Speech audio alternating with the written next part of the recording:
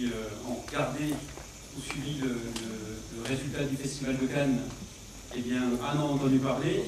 Ceux qui ont suivi la presse ces derniers jours ici au Sénégal, eh bien, ont beaucoup lu sur ce film Atlantique. La star qui est parmi nous, c'est un ami, c'est une star. Tonnerre d'applaudissements, s'il vous plaît, pour Omar Sall. Et finir premier, parce qu'il y aura un deuxième match contre l'Algérie, donc premier match contre la Tanzanie à bien négocier. Sachant que le premier match du Sénégal est le 23 juin. Donc voilà, donc vous avez les groupes devant vous. Ça, ce sont les sites. Alors, on va passer assez vite dessus, mais juste pour que vous ayez en tête où jouent toutes les équipes. Et le Sénégal joue au Caire, au stade du 30 juin, pour votre information. Ça aussi, on peut l'avancer, c'est le calendrier. Mais globalement, on va être au 8e de finale. Ce qu'on expliquait tout à l'heure, c'est que comme la CAN, effectivement, est passée à 24 équipes, ces 8e de finale vont récupérer les 4 meilleurs 3e pour arriver à faire un tableau homogène. Mais surtout, ne pas travailler le 19 juillet, parce qu'il y a la finale du Sénégal. C'est important. Vous posez tous un congé. Inch'Allah. La finale est un vendredi. Le Tiep, le Yassa, tout ça, et puis on regarde tous le match ici, non? Ouais, on regarde tous le match ici. Oui, ou là-bas. Ou là-bas. Comme tu veux, c'est toi qui décides. D'accord. Ici, après le Sénégal, on fait quoi? Pardon? Non, rien. Et donc, voilà un peu le dispositif. On va juste avancer. Et les journalistes, vous les connaissez aussi. Lilian qui commente beaucoup de matchs avec Aviv, surtout sur la Ligue des Champions. Malik qui fait le 11 d'Europe que vous connaissez. Vincent qui fait Talent d'Afrique. Et Charles qui fait les grandes bouches et qui est commentateur aussi, puisqu'il sera aussi à l'Égypte pour commenter les matchs. Je passe le dispositif. Voilà. Alors, quand on parle dispositif, on parle aussi que font les chaînes aujourd'hui pour vendre les matchs, parce qu'il y a les matchs et puis il y a autour des matchs. Et en quelque sorte, on remettait en question mon appartenance à mon pays, qui était le Sénégal. Moi, j'ai jamais renié en fait ma binationalité. Ma maman est française, née en France, mon papa est sénégalais, il est né au Sénégal. Et je pense qu'il faut assumer en fait ces deux richesses. Pour moi, c'est ce qui fait aujourd'hui le fait qu'on soit des citoyens du monde. Et aujourd'hui, cette analyse, en quelque sorte, elle dit que oui, c'est vrai que je suis né en France, mais ma prédominance est que je suis 31% Wolof Peul. Donc ça veut dire qu'aujourd'hui, on ne peut pas remettre en question mon appartenance à ce pays. Et c'est mon pays, comme la France est mon pays. Je ne redis pas mes origines, là où je suis né. Et je pense qu'aujourd'hui, c'est ce qu'il faut transmettre à nos enfants. Parce que la nouvelle génération, en fait, amènera un nouveau message à travers ce genre de tests, qui sont des tests aujourd'hui qu'on a fait. On était un petit peu inquiets au départ et on s'est tous retrouvés. Kaba Diawara est suédois, vous avez vu, scandinave, hein, c'est quelque chose qu'il vient d'apprendre. Mais ce qui est sûr, c'est que si vous devez transmettre un message à vos enfants, c'est qu'on est tous des citoyens du monde, peu importe où on est né, peu importe notre religion. On doit s'entraider et ne faire qu'un parce que c'est l'avenir de notre monde aujourd'hui. Voilà, donc c'était très intéressant de faire ce test ADN pour nous. Le massage, et il y a aussi un bureau pour le coach, les joueurs, les vestiaires et à l'intérieur il y a les toilettes. La compétition commence aussi par ces missions de prospection, les hôtels, l'environnement, les chambres, la restauration, les terrains d'entraînement, tout ça, ça doit être vraiment un niveau pour que nos joueurs puissent être dans de bonnes conditions. Ses futurs adversaires sont là aussi et chacun observe, note le moindre détail. L'ancien défenseur sénégalais est quant à lui intrigué par le rectangle vert. Les dimensions sont normalisatrices que vous avez. Il est en train de reconfirmer. Parce qu'il me semble petit quand même. Il est un peu petit. C'est pour ça que j'ai déjà dedans. Ce que vous voyez maintenant sur la c'est pas le terrain comme il sera le jour du match. Il y a encore des travaux qui vont être compris. Ça sera 103 x 73 le jour du match. Je vous ai vu demander quelle était la taille du terrain. Vous allez jusqu'au tout regarder au moindre détail? C'est important de regarder les dimensions du terrain parce que nous on a aussi un jeu qui favorise de l'espace et que ce terrain est quand même mieux pour nous. Direction le terrain d'entraînement à 2 pas du stade où Eliou tombe sur un ancien joueur de Gambars. Le Sénégal est déjà chez lui au Caire, mais il lui reste à trouver une demeure confortable. Et c'est là que les choses se compliquent. Ça c'est une chambre standard. Là, c'est une chambre standard. Les chambres sont trop petites parce qu'il y a 2 personnes N'oubliez pas, c'est une compétition. Les gens sont déjà clairs que nous serons ici, parce que d'abord ça offre un certain nombre d'avantages. Nous sommes même pas à 10 mètres du stade, nous sommes à même pas 5 mètres de notre terrain d'entraînement. L'hôtel offre certaines communautés, mais comme dans tous les hôtels du monde, il y a beaucoup de choses à parfaire, simplement pour mieux s'adapter aux conditions sportives de haut niveau. L'hôtel proposé par l'organisation est pris en charge par la CAF. Il faut donc s'en accommoder ou trouver sa propre solution. Le sélectionneur en est conscient, mais il veut aussi mettre ses joueurs dans les meilleures conditions, alors il négocie. On va lui laisser le temps. هو يكسب لك الوقت C'est ce qu'on veut. هو عارف انت عايز ايه دلوقتي هو عارف دلوقتي هو عايز ايه C'est ce qu'on veut pas. وهو عارف انت هو مش عايز ايه On compte sur lui pour qu'il le mette dans les conditions de هو il veut se rassurer. وهبارك له ان شاء الله نوصل للنهائي بس. Il va te dire congratulations quand tu arrives au final seulement. Le début, c'est lui de m'aider pour arriver là-bas. بس قول له ساعدني بقى نوصل على مصر في النهائي.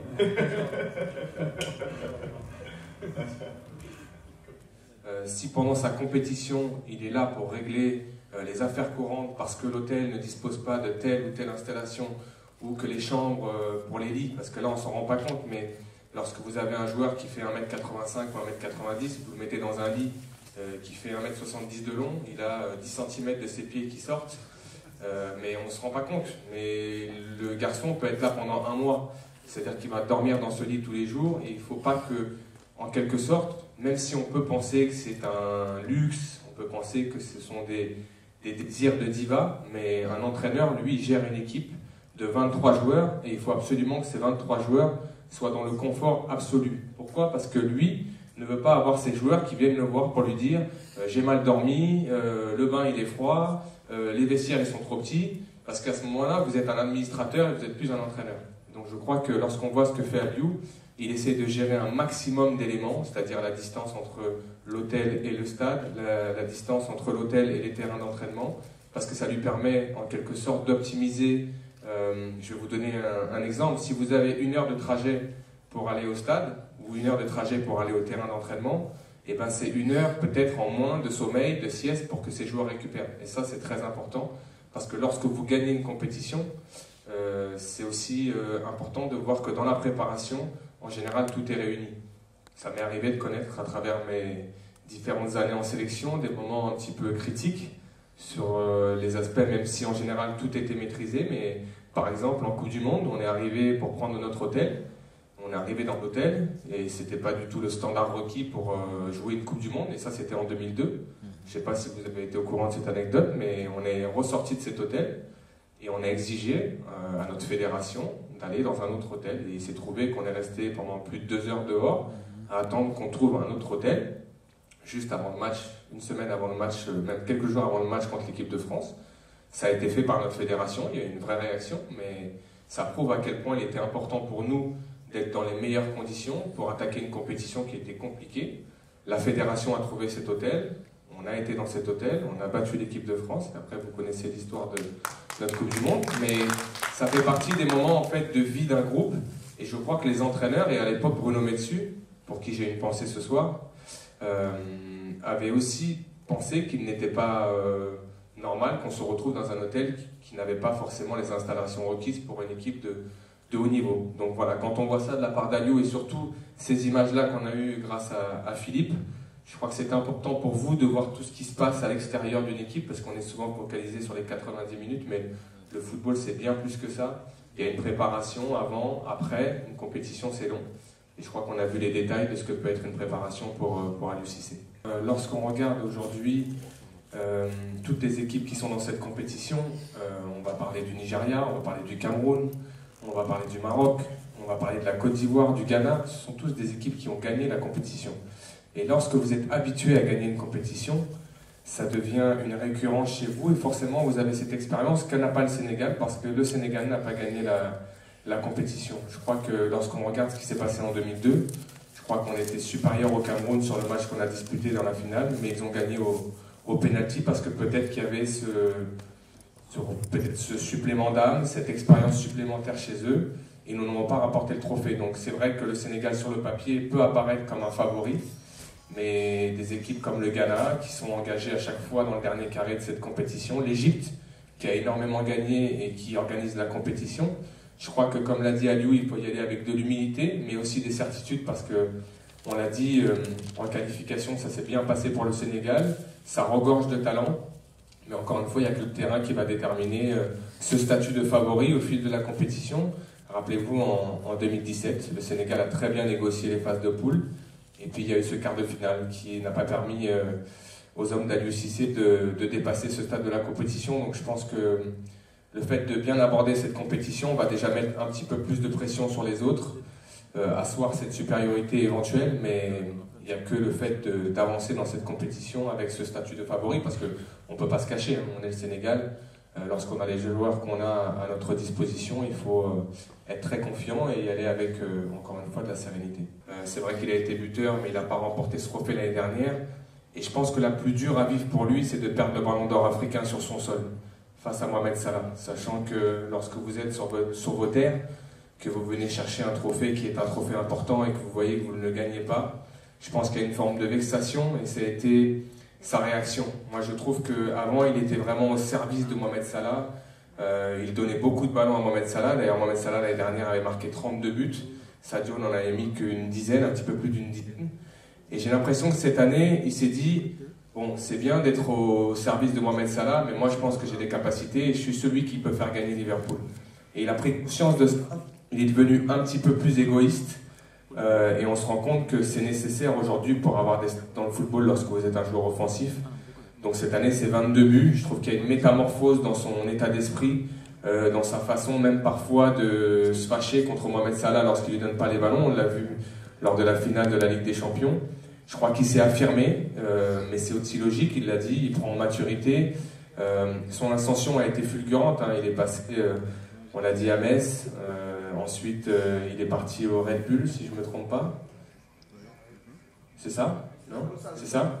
Salzbourg. Et ensuite, il a été à Southampton, et Southampton, Liverpool.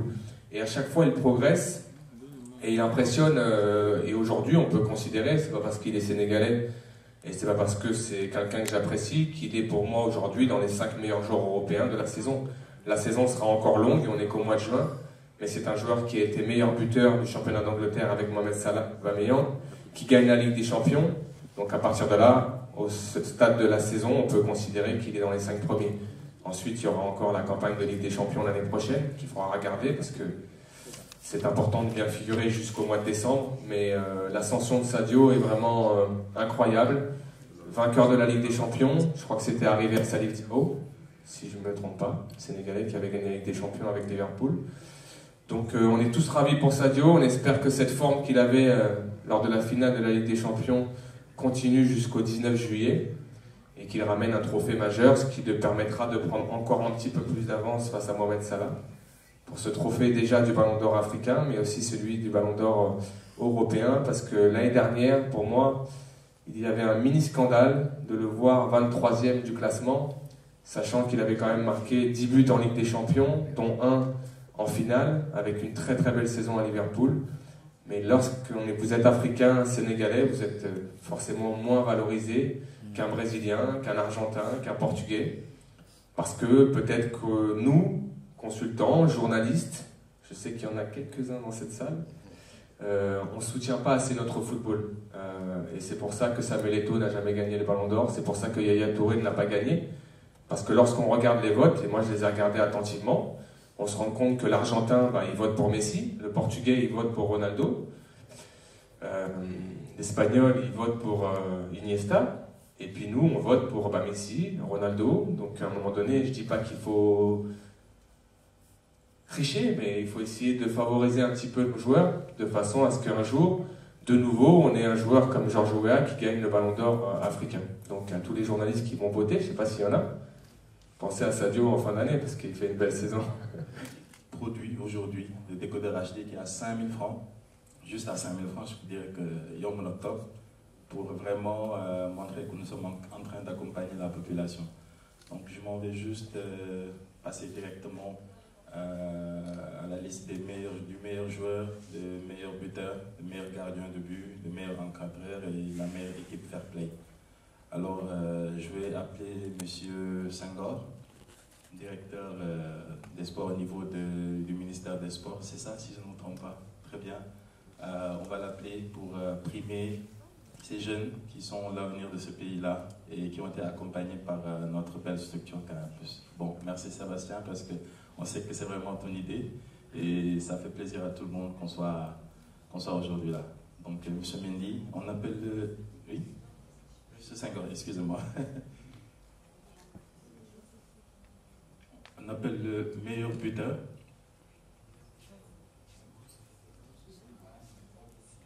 Mamodissi. Voilà. Bravo. Donc, on décodeur acheté avec le kit complet. On appelle le meilleur joueur Mohamed Si. Bravo Mohamed.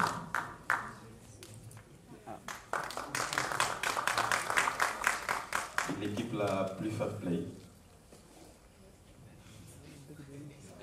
Encore c'est la deuxième Guinée. Guinée-Bissau. Bravo.